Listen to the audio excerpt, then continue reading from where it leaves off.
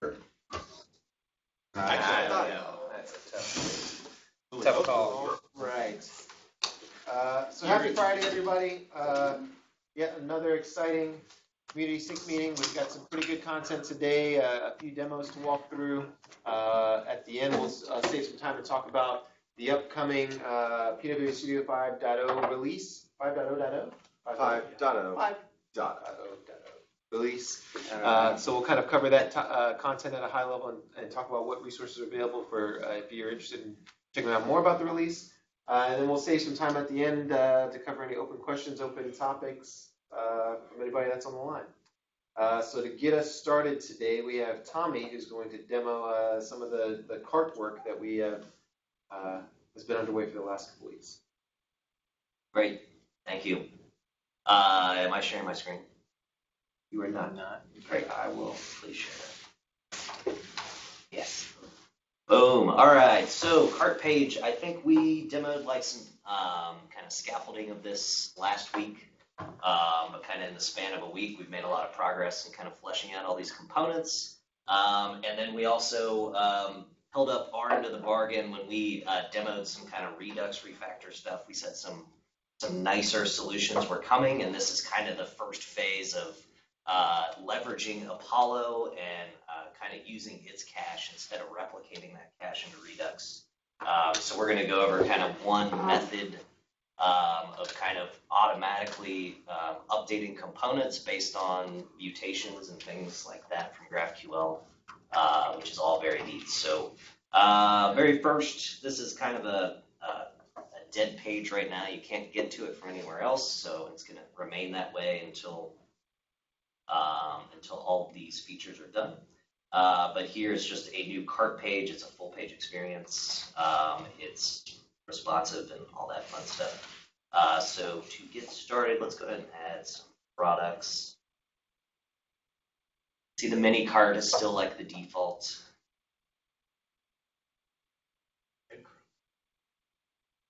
Brilliant. Who made those breadcrumbs? Can't get enough of those breadcrumbs. All right, so going back to the cart page, Yeah. we see what you would expect to see, some cart details. It's actually a configurable.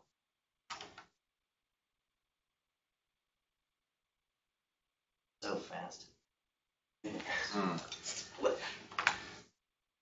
All right, and just to kind of mention very briefly, you might have seen that the loading indicator, but we had already been on this page. Ideally, you should only ever hit the network when you expect data to change. And from there, you should not have to hit the network again yourself. Like other mutations and things should automatically update your cache. So we have some aggressive fetch policies in here right now, but we expect those to like disappear once all these components are nicely hooked up. So you'll see here, I actually just noticed right before this demo, our mocks had these images sized to be square at 100 pixels, and none of our demo data images are actually that aspect ratio. So I just noticed that I'm like squashing these. So we're gonna need to do like some change there. I don't know if this is just getting rid of height in this container or what, but I'm going to do some demos with UX after this. That fixed up, so you could please ignore the squashed images for right now. So they're perfect. They're not squashed. She's just a little the holidays, man. All right. Okay, so really cool work here. The product listing is the kind of the feature I was supposed to cover, but you can also see there's a new kind of subtotal section here. Again, everything responsive and fun. And then some other features here related to like shipping methods, this new accordion component that I think was also demoed last week. And then from here, the only actions that I went ahead and hooked up that existed before were removed from cart. We're going to have like a new edit cart product page experience, so that's kind of dead right now. And favorites, like before, is just client side. It doesn't actually do anything. also need to confirm with UX if that overlaps with wish list at all. I think it might be a different feature entirely, so that's why it's called favorites and not wish list. If that confuses anybody who has used Magento before. So I have a question. Stephen has a question. Is that favorites? Is it local state? local state only. Is it using Apollo local state? It is not. No, it's just using React State. So if you refresh, it'll go away. If you refresh, it will go away. I love these earrings, but not anymore.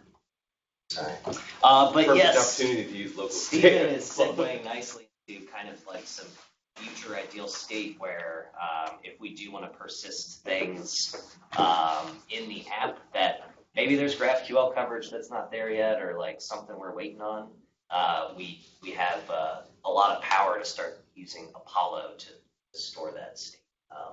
And then with our Apollo cache persist, that will actually persist in local storage. So even if like you close your browser and come back, the Apollo cache will be re-primed and knitted from that local storage. All right, so this is the cool part where mutations now automatically update data. I mean, to the user, I mean, this isn't that cool, but for me, this is really awesome where now when you do a mutation, I did not like refetch, or this component didn't say like, or maybe we're more used to Redux, where like we would do a mutation, we would manually do another refetch, and then via the cache, that would all happen. Now, instead, we configured the mutation and tell it what queries it needs to go refetch, and then Apollo does that on its own, and then that updates its own cache, and then these components are kind of hooked into that cache state and automatically re-render. So you'll see that the totals and kind of the list itself, once that mutation completes, automatically re-renders. And they do it together instead of having, like on the current cart, the mini cart, when you change something, it fetches the whole thing again. There's like that. Right. It like flashes the loading spinner while it makes the query for the cart data, Right. and then it re-renders. So that's the other big thing is that we are constantly like persisting loading states again over and over again, whereas that could have been happening in the background, and we really just need to re-render once that new refetch comes back. Or if the refetch comes back and the data didn't change, you don't show anything. Like to the user, nothing happened, and like you didn't show some useless loading indicator when the data didn't change at all.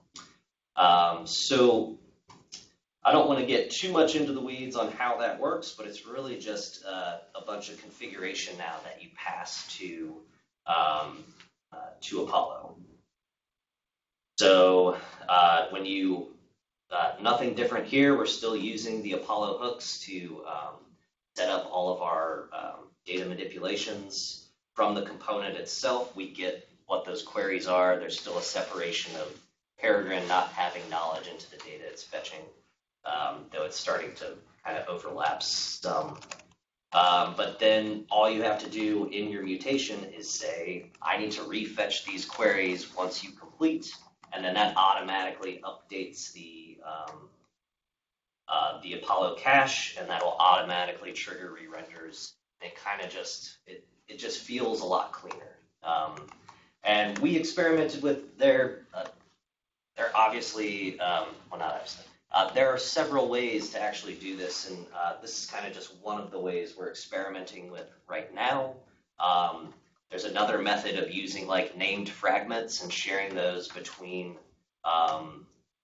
all of your components. So in a mutation, this mutation returns a cart object if it used the same fragment as. Who's there? Oh, that's my phone. Spam. Spam call. I should answer.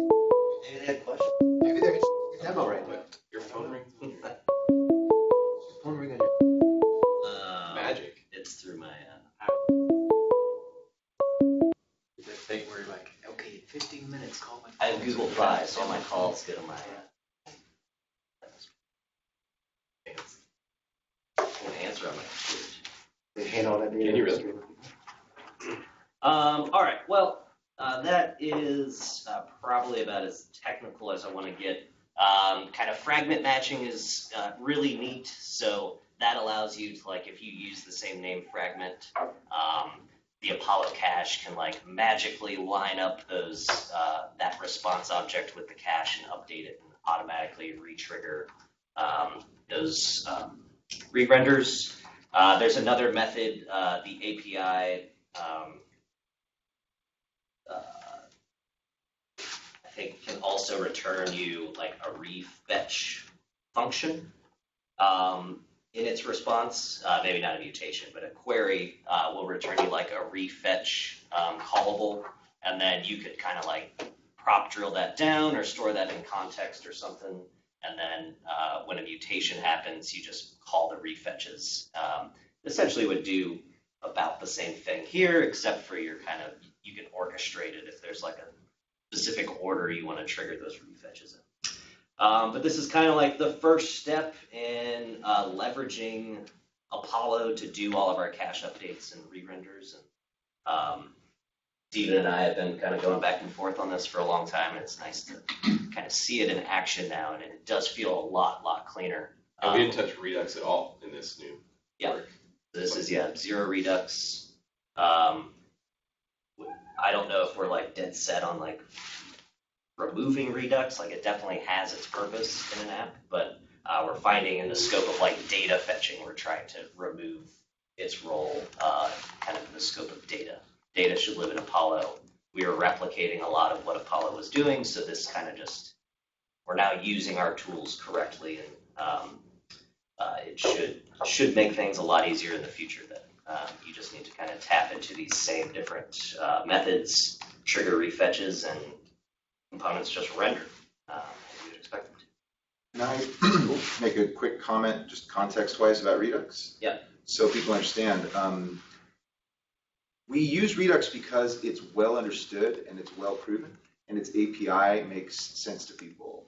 But it's true that our app is designed so that something like Redux shouldn't be necessary once it's all kind of based in GraphQL. So if you're making something new, use Redux if that's what makes sense to you. But we don't have any demands that you use Redux if you're contributing as a community member. If you can find a way that you're very proud of, that's very simple to maintain state instead, ideally with React hooks, go for it. We are open to that. Because Redux is for what people understand currently. That's all. And yeah, I mean, I feel like we're kind of.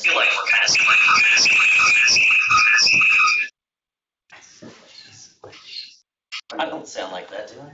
Oh yeah, that's the way I hear it. It's the morning, so it's morning. So yeah, we're experimenting with all these different methods. I mean, the concept of Redux will still persist. Like we're still gonna have cart context forever, and that might be like a future way we like track where queries need to be refetched, or we have this issue here where Peregrine does actually have to be aware of what this query is because it needs a variable. So we're kind of crossing paths here already where we're probably going to need to config these refetches since they require variables. But kind of this is kind of that first step. We'll nail it down a little more, and we'll have like a consistent way to query data, update data, and make your renders super simple. Cool. All right. Any questions for Tommy?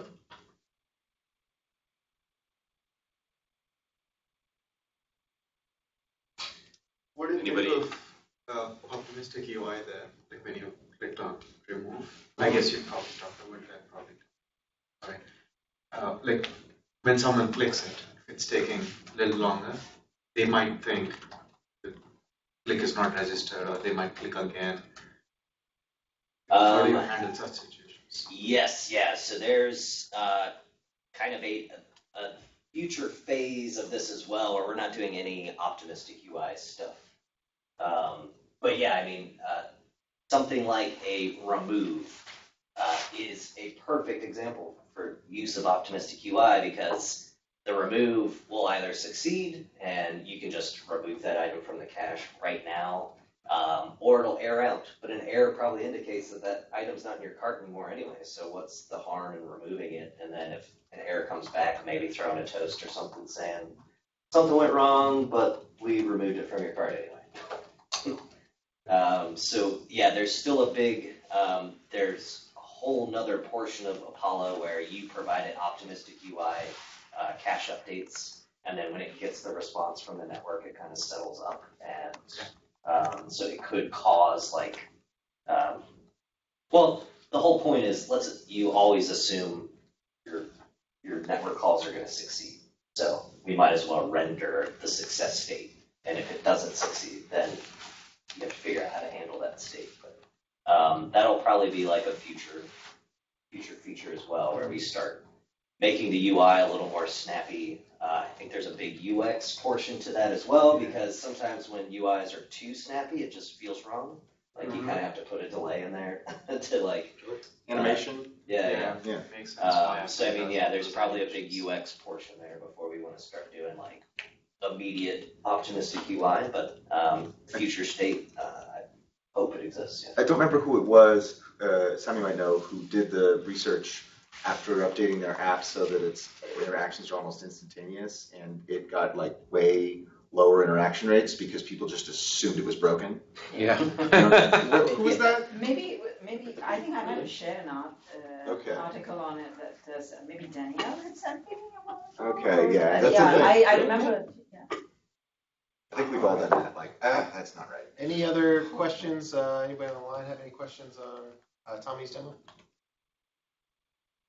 If you guys are curious on the call about GraphQL, the Apollo docs have been really helpful, and I think they're constantly working on them, so you should be able to go have stuff there. That is true. There's great ideas in there, and they're making them more readable. Yeah. That's what they needed to do. Yeah, we published a new They just- tutorial yeah. that kind of made like query collocation a little more easy to understand. Like that was a big issue we had. Yeah. But yeah. So just to back out a little bit too, because I understand, we didn't really set the context for the demo. I mean, we assume that if you're on the call, you've probably been with us for the last couple of weeks, but I'll back out for those that have jumped in new. But obviously, this cart work that we've demoed over the last couple of weeks and we'll continue to demo until it's complete, is a part of our effort to really revisit Venya and the kind of Venya completeness. And that has all been based on feedback that we've gotten from developers, from the community, from partners that are implementing PWA projects, right, about wanting a more kind of comprehensive cart experience, which is why we're tackling that first coming into 2020.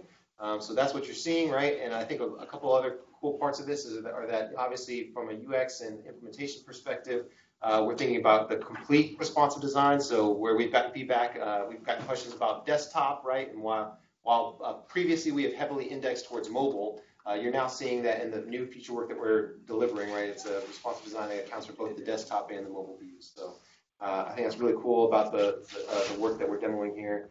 And so setting the stage for our next topic, right? Not only are we working on the card experience, but as we continue to move forward, we're revisiting areas of Venya and asking ourselves where are there gaps as compared to, I think, the experience that you're typically used to in Magento, that being Luma, right? And so next up, we're going to move into the checkout experience and building out a more comprehensive checkout experience. And so that's where Samia will jump in with the demo from a UX perspective about the design that we're leaning towards. Okay. There we go. Do you mind? Gotcha. Okay, cool. So just to set a little bit of context for design, we've done a lot of discovery on checkout, looked at a lot of websites online, been through many design iterations, and what I'm about to show you, we're also testing with sort of end users in a couple of weeks, just to make sure that it all works and people feel comfortable with it. And as always, as I go through this, if you have feedback or you think of things that you'd like to share, please do note them down, and I'm on the community Slack channel, so please send me feedback. I would really appreciate that. So starting from the cart page, I'll be demoing guest checkout and authenticated checkout, the planned design for it. So as Tommy already demoed in the case of cart, all of the modules kind of wrap under the cart product listings, and you have a proceed to checkout button. Once you hit that, there's also an easy way to go back to cart if you want to in the header. We've put the, what could be considered express checkout, which would be things like PayPal and also a signed-in experience at the top. I'm going to go through guest checkout first. So with guest checkout, we've split the form for address into contact information and shipping address.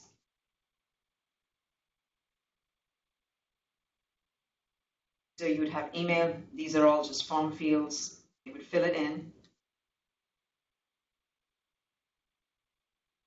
And one thing we're testing is to collect zip or postal code first, so that, in the event that we're able to auto-populate city, state, and country based on zip, it would save the user quite a bit of effort. Once they hit that, once they fill out that form, they hit continue, and we kind of start building a checkout summary for them. If they wanted to edit something, they could go into this edit mode. It would show them the form, and they would be able to make edits to it and then kind of update or save that edit. Then we have the shipping method. The presumption is that if they had done any shipping estimation in cart and selected a method based on the cost, that choice would persist in checkout. If not, the other question we're going to kind of surface in research, even though we probably know the answer to this, is to default to the cheapest shipping option. They say continue, and the same thing happens where a shipping method summary kind of builds, and they'll be able to edit that. Then they come to payment method. With credit card, they can enter the information, and then by default, billing same as shipping is checked. If they uncheck it, then it surfaces the address form. They can fill in whatever address they want. Then you have a summary, and then finally you see your pricing, you see any coupons or gift cards that you may have applied in cart. We also offer the option to do that in checkout, but it would be the exact same experience as cart, so I'm not going through that. Then they could place order, and they get an order confirmation page. One of the things that we are trying to get more information on is if a shopper was to say create account, what information are they comfortable having passed over and saved into their default account? Contact information, shipping address, maybe yes, maybe not payment information. We don't know that for sure. So we're going to do some testing around this. So that's unauthenticated checkout.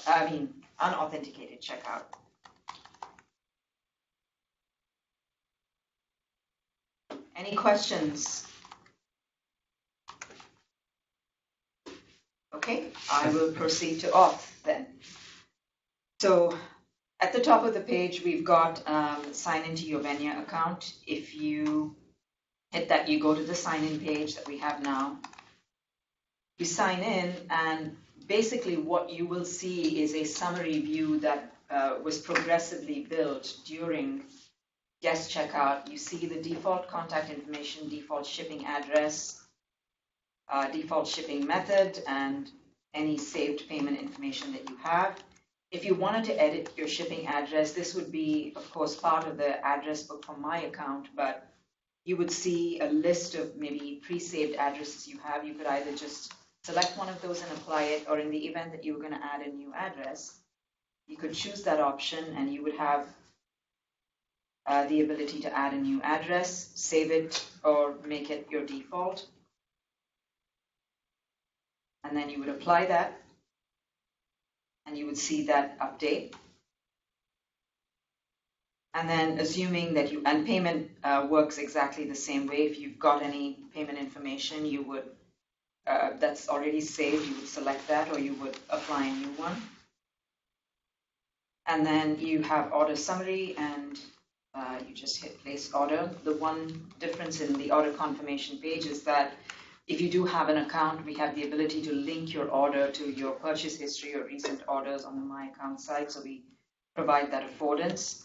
And then also, since Luma has a referral feature, I think it's called My Invitations, this could be a good opportunity, within the authenticated checkout confirmation page to say you can send a referral and maybe earn some rewards on your next purchase. So that's all I have.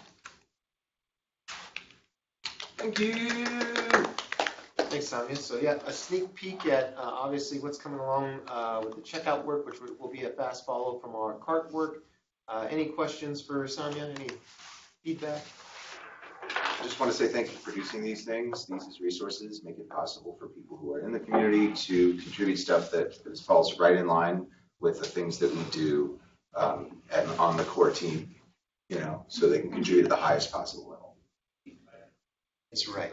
So again, as Sami pointed out, yep, if there's anything that you've seen from kind of the design perspective, if there's any interest that you have in providing feedback, she's available on community Slack. She's available by email. She's available by Twitter. I'm sure. I don't know. Right? Like let's put all your stuff out there. Yeah, sure. Yeah, if you hate what I showed you, send me a Slack and don't post it on Twitter. Be kind. Lars had a question. Is the current design in Adobe XD correct? Is that your question, Lars? Yes, it is in Adobe XD. We have been encouraged naturally to use more Adobe products. I mean, we do still have teams here within Adobe that use Sketch and InVision, but since XD allows for both design and prototyping and allows us to collect feedback, we have a development mode where we can share some of the specs and so on. We've been using that as a tool, both Scott and myself. Good, thank you. Sounds good or looks good. Thank you. Thank you, Lars. Nice, thank you, Lars. All right, great. So assuming there's no further questions for Samia on the call, we'll talk about the upcoming PWA Studio release. Mr. Kalkovian.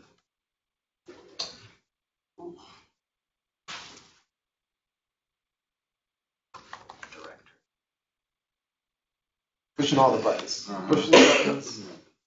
Making the things go. All right, so as Andrew mentioned, we have release 5.0.0 coming out soon. And if you're wondering what all is in that release, you can check out the release notes, which we just finished this week. To look at that, you should go to the release 5.0 branch in the project repo and check out changelog.md. So this is the release notes for 5.0, and just like the previous one, I go over the highlights of the release, some overview of the features and changes that we've done. For this release, we've got page bullet integration, we got scaffolding command available. We introduced talons in this version, even though it seemed like a long time ago. Finally. Yeah, new route handler, new refactored state management. Tommy went over that away from Redux. REST to GraphQL migration, and various performance improvements, as well as refactoring. And of course, breadcrumbs.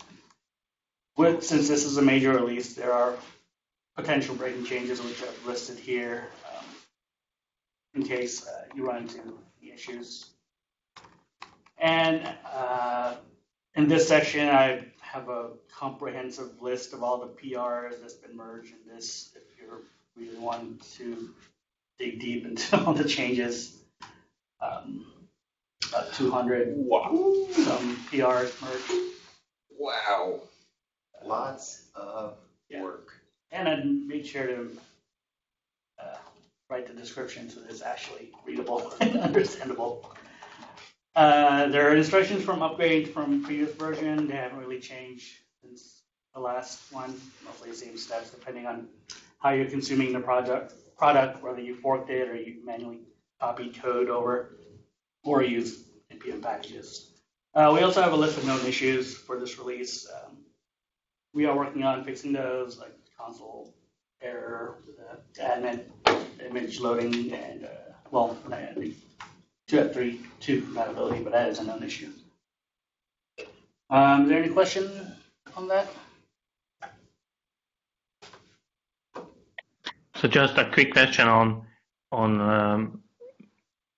the GraphQL released for 2.3.4.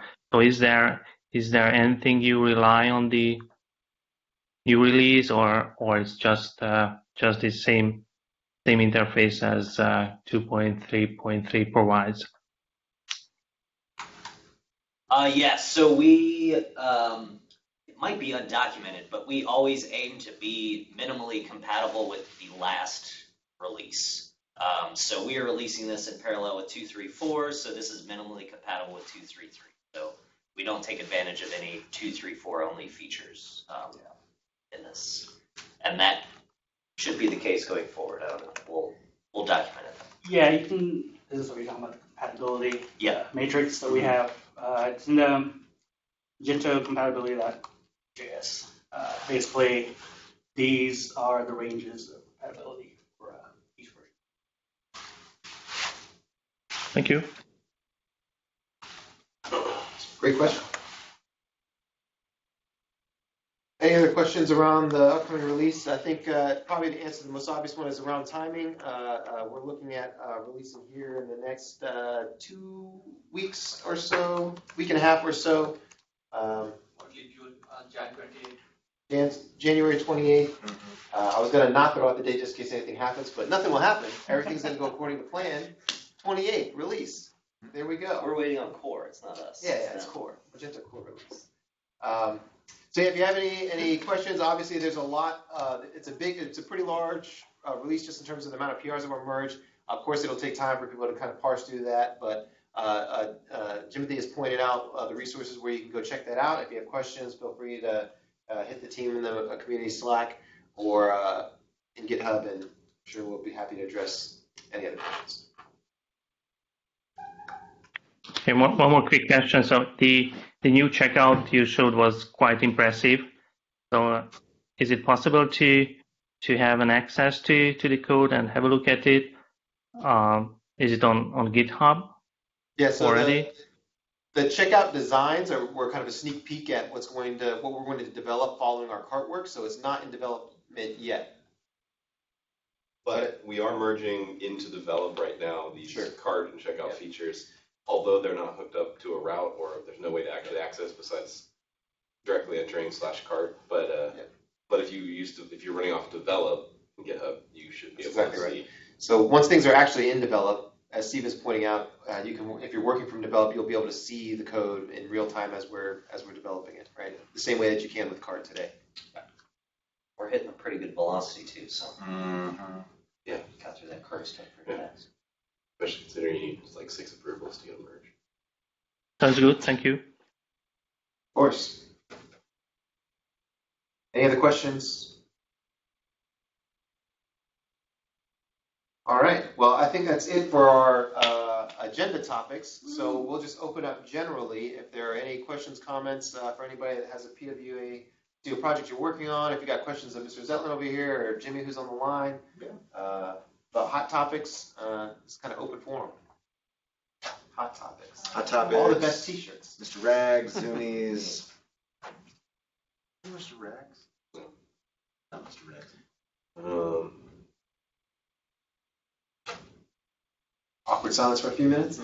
Someone has that extension document. I mean, I'm not going to overload people with things, but it is going okay. I can present the first few diagrams for how interception would work, but Do you have a PR up? Is that like, are you? See, now no PR yet because we, after the spike for extensibility as a concept with vertical functionality in it that Reventh completed, where we got business value out of it, now we can go forward from that to make a couple of underlying like plumbing stories for detecting all the plugins, for iterating through them, for connecting to the build. And then we're going to build out some initial, again, immediately business valuable use cases. And what I'd rather do is just show people the tickets when they arrive. But I can say right now that the first things we're starting with are making it possible to do a color theme on Venia with minimal changes. making it possible to attach an analytics tag manager or beacon to the whole app without doing too much code change, and making the page builder entire subsystem plugin or extensions third party. So those are really good use cases. yeah, I think those are things people have been asking for. That coming up next will be some SSR SEO stuff.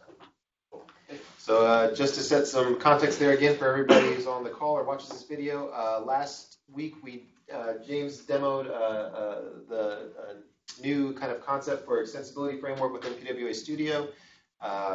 He is working through that. We obviously have that as a roadmap item as well. So if you're interested in that content, you can go to last week's video to see it, or you can ask questions within the community Slack or Mr. Zetlin himself. If you have specific concerns or, again, questions about extensibility. All right, so barring any other last minute topics? One thing. So there was a spike a couple of weeks ago where Stephen worked on using Apollo Cache as a state management. Are we going along with it? There was a spike. We didn't discuss a lot about this. Means if card, like we wanted to do something in the future, like optimistic UI and stuff, you mentioned like Apollo Cache and that. You could tell the Apollo Cache, this is the optimistic change that I'm making, but if something goes wrong, roll back or something like that. Mm-hmm. Can these be tied up together, or like can the community start using it? Apollo Cache as state management? Yeah, that's all just baked in, and there's just like a special tag you use, like @client, and that indicates like this is a client-side variable. Mm-hmm. I'm never going to hit the network to get this, and then it kind of knows that it still behaves exactly like you're doing a network fetch, but obviously faster. So it's like you almost build your own schema. And there's a good example they have on Apollo's documentation, and I was talking to Andy about this yesterday because we were talking about if someone is on the cart page and they refresh, but they're at like the shipping section or like one of those price adjustment sections that's expanded, and they refresh, right now it'll always just refresh to the initial state. The first thing will be expanded, but ideally the page would remember where they were, so we can create like a local variable instead of sending that variable to Redux and maintaining it that way. Redux just stores it in local storage. Apollo also stores in local storage, so that's just less steps that you have to go through to have that local data that's saved between refreshes. Yeah. But is that what the Apollo Cache meant for?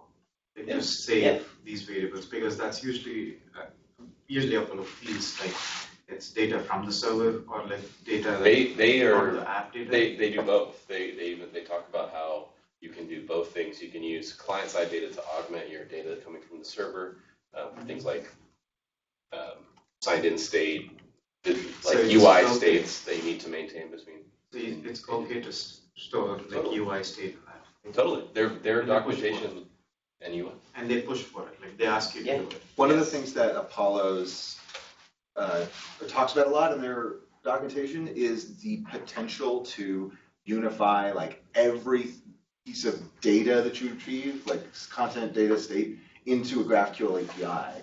Which is part of the reason that we're like Redux might go away is because in the future, maybe when that API is a little more big, then you would use GraphQL to query and mutate local state as well.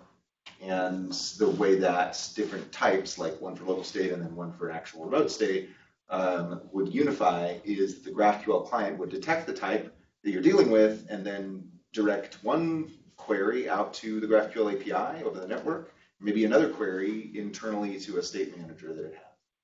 You can look at the GraphQL Anywhere library to see some of the ideas they have, but it's still pretty preliminary. Yeah, a feature that may hit this first is like recently viewed. Like that's not a concept in Magento. That's something that we can persist in Apollo. Like you go and view a product, we throw it into this, throw a mutation into the Apollo cache, and then recently viewed will query that exactly like it did exist in Magento. Okay. And we can just write things for Apollo every time, not have to create weird workarounds while we wait for GraphQL.